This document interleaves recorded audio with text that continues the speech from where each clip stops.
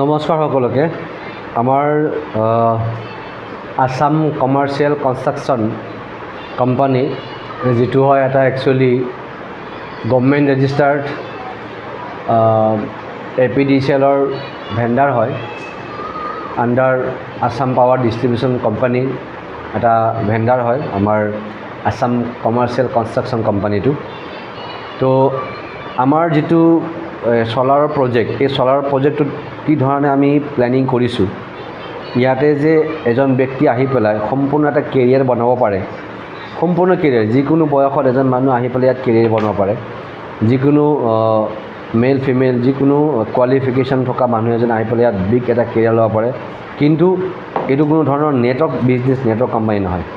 এইটো আপোনাৰ জাষ্ট মানে ছিংগল লেভেল এটা মাৰ্কেটিং কনচেপ্ট হয়।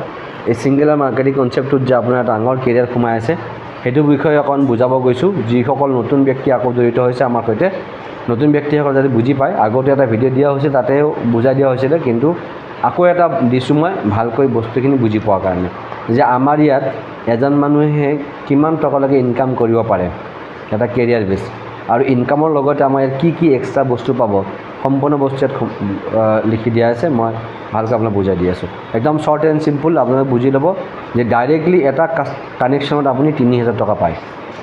যেতিয়া লোনটো, কাষ্টমাৰৰ লোনটো যিদিনাখন আহিব সেইদিনাখন 70%, আৰু বাদ বাকীখিনি যেতিয়া ইনষ্টলেশ্যন হ'ব তেতিয়া 30%টো আপোনাৰ আহি গ'ল। আকৌ আপোনাক মান্থলি এটা এক্সট্ৰা ইনকাম আমি দিম। কিমান দিম? আপ টু 5%ৰ পৰা একদম আপোনাৰ 18%লৈকে মান্থলি এক্সট্ৰা। 30,000 উপৰিও মান্থলি আপুনি এক্সট্ৰা 18% পাব পাৰে। কেনেকৈ পাব চাওক, একদম চিম্পল কথা। যদি 15জন কানেকশ্যন হয়, 15টা কানেকশ্যন হয় আপোনাৰ জৰিয়তে মাহত, তেতিয়াহ'লে আপুনি 30,000কৈ হ'লে 45,000 টকা আপুনি ইনকাম পায়। কিন্তু 15জন হোৱাৰ কাৰণে আপোনাক এক্সট্ৰা 5% দিয়া হৈছে। টোটেল ইনকামৰ ওপৰত কিমান আহিলে? 2,250 টকা। টোটেল কিমান হৈ গ'ল? Total 47,250 rupees in a month. আৰু যদি আপোনাৰ 25জন হৈ যায়, কোনোবা আপোনাৰ 25জন হৈ গ'ল, তেতিয়াহ'লে আপোনাৰ 25জনত 3,000কৈ 75,000 টকা, আৰু এক্সট্ৰা 10% পালে, 5 আছিল 10 হৈ গ'ল, তেতিয়া কি হ'ল আপোনাৰ 7,500 টকা আপুনি এক্সট্ৰা পালে। টোটেল হৈ গ'ল আপোনাৰ 82,500 ইন এ মান্থ, এটা মান্থত, ছিংগল মান্থ। 50জন যদি হয়, ডাইৰেক্টলি আপোনাৰ 1.5 লাখ টকা হ'ব, আৰু এক্সট্ৰা পাব আপুনি 12%কৈ হিচাপ কৰি 18,000 টকা। টোটেলি হৈ গ'ল আপোনাৰ 1,68,000 ইন এ মান্থ। আৰু যদি 75 আপোনাৰ কানেকশ্যন হয়, তেতিয়াহ'লে আপোনাৰ 2,25,000 টকা আপুনি পায় ইনকাম, 30,000কৈ হিচাপ কৰিলে, আৰু এক্সট্ৰা 15%, তেতিয়া হ'ল আপোনাৰ 50% হিচাপে আপোনাৰ 33,750 ৰুপিজ। ডেট মিনছ 2,58,750 ৰুপিজ আপোনাৰ টোটেল ইনকাম হৈ গ'ল ইন এ মান্থ। ভাবি চাওক আপুনি 75টা কানেকশ্যন দিয়াৰ কাৰণে এজন এক্সিকিউটিভৰ কাৰণে কেনে ইজি, অলপ ট্ৰেইনিংটোৰ প্ৰয়োজন জাষ্ট। তো আপুনি 75জন কানেকশ্যন দিয়ে আপুনি 2,58,750 ৰুপিজ ডাইৰেক্টলি পাব। ইনডাইৰেক্ট আৰু আছে, মই সেইটো কৈ আছোঁ। আৰু 100জন হয় যদি আপুনি ডাইৰেক্টলি পাব, ইফালে 3 লাখ আৰু এইফালে এক্সট্ৰা 18%কৈ 54,000। ডেট মিনছ 3,54,000 আপোনাৰ ইনকাম আহে ছিংগল এ মান্থ। হৈ গ'ল। আচ্ছা, ইয়াৰ উপৰি যিবিলাক ফিল্ড অফিচাৰ হয়, এইবোৰ হৈছে ফিল্ড এক্সিকিউটিভৰ কাৰণে। আৰু ফিল্ড এক্সিকিউটিভ কৰি থকা ব্যক্তিজনে যদি তেওঁৰ আণ্ডাৰত এক্সিকিউটিভ ৰিক্ৰুটমেণ্ট কৰে, নতুনকৈ এক্সিকিউটিভ দিয়ে, তেতিয়াহ'লে তেওঁ ফিল্ড অফিচাৰ হৈ গ'ল। ফিল্ড অফিচাৰৰ কাৰণে কি দিছোঁ, যে যদি তেখেতে ধৰি লওক এজনে এক্সিকিউটিভ দিছে, সেই এজন এক্সিকিউটিভে যদি 1.5 লাখ টকা ইনকাম কৰে, 1.5 লাখ টকা ইনকাম কাৰণে কি কৰিব লাগিব তেখেতে?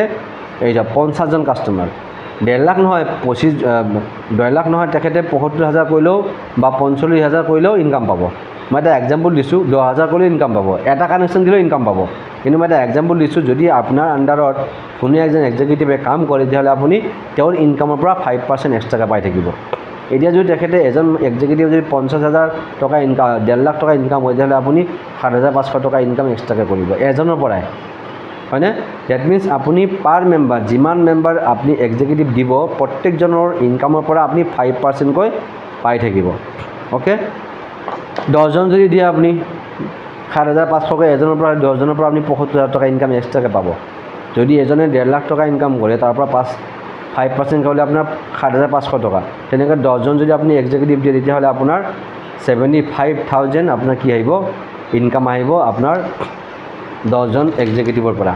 ইয়াৰ উপৰি আপোনাক দিয়া হৈছে ইয়াতে কি ৰেংক আৰু পজিশ্যন, লাইফ টাইম এটা পজিশ্যন থাকিব, ৰেংক থাকিব, এটা নাম থাকিব, এখন আই কাৰ্ড থাকিব আপোনাৰ পৰিচয়, য'ত মানে APDCLৰ লিখা থাকিব, গভৰ্ণমেণ্ট ৰেজিষ্টাৰ্ড APDCLৰ আই কাৰ্ড পাব আপুনি, APDCL থ্ৰু আই কাৰ্ড পাব আপুনি।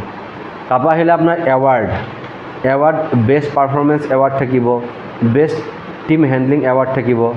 তাৰপিছত আহিব আপোনাৰ ৰেংক অনুযায়ী আপুনি ৰিৱাৰ্ড পাই থাকিব। তাৰপিছত আহিলে আপোনাৰ এক্সেলেণ্ট পাৰফৰ্মেঞ্চ বোনাছ, যেতিয়া আপুনি পাৰফৰ্মেঞ্চ ভাল কৰিব আকৌ এক্সিলেণ্ট পাৰফৰ্মেঞ্চ বোনাছ পাব আপুনি। তাৰপৰা আহিব আপুনি লাইফ টাইম ৰয়েলটি বোনাছ, আপুনি এইবোৰ লাহে লাহে আপোনাক বুজাম লাইফ টাইম ৰয়েলটি কেনেকৈ পাব, আগে কামটো ষ্টাৰ্ট কৰক। লাইফ টাইম ৰয়েলটি মানে এইটো এটা ফিক্স ইনকাম আপোনাৰ আহি থাকিব, এটা সময়ত আপুনি কাম নিজে বন্ধ কৰিলেও আপোনাৰ লাইফ টাইম ৰয়েলটি বোনাছ আহি থাকিব।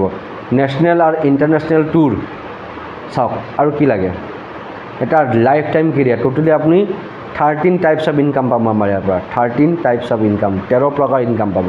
গতিকে পলম নকৰিব, কাম ষ্টাৰ্ট কৰি দিয়ক। যেতিয়া প্ৰেক্টিকেলি কামত হাতত নামিব তেতিয়া আপুনি গম পাব যে আপুনি কি কৰি আছে আৰু কোনখন ফিল্ডত কাম কৰি আছে। এনে বাটে ঘাটে বহুত লগ পাব কিন্তু বনৰীয়াবোৰ, তেওঁলোকে আপোনাক বহুত প্ৰলোভন দিব, মই ইমান টকা দিম, মই তিমান টকা দিম, মোৰ লগত আহক। কিন্তু সেইবোৰ কথা শুনি যদি আপুনি পথভ্ৰষ্ট হয় তেতিয়াহ'লে আমাৰ দুখ নাই, ঠিক আছে। গতিকে কিবা কথা থাকে ডাইৰেক্টলি মোৰ লগত সুধিব, মোৰ লগত কথা পাতিব, মই আপোনাক কুৱেশ্যনৰ এনচাৰ নিশ্চয়কৈ দিব চেষ্টা কৰিম। এতিয়া অতি সোনকালে আমি আপাৰ আছামৰ মানুহখিনিক, আপাৰ আছামৰ আমাৰ এক্সিকিউটিভ ফিল্ড অফিচাৰৰ সৈতে আমি এটা ট্ৰেইনিং কৰিব গৈ আছোঁ ডিব্ৰুগড়ত, 20 তাৰিখৰ দিনাখন দেওবাৰ পৰিব। গতিকে মই তাৰ যিটো ভেন্যু থাকিব, মানে কোন জেগাত হ'ব সেইটো মই আপোনাক অতি সোনকালে দি আছোঁ। ইয়াৰ পাছত আমি ল'ৱাৰ আছামত কেইবা জেগাত প্ৰগ্ৰাম ট্ৰেইনিং কৰিম। এতিয়া প্ৰথমখন হ'ব আমাৰ ডিব্ৰুগড়ত। ধন্যবাদ, জয় অসম।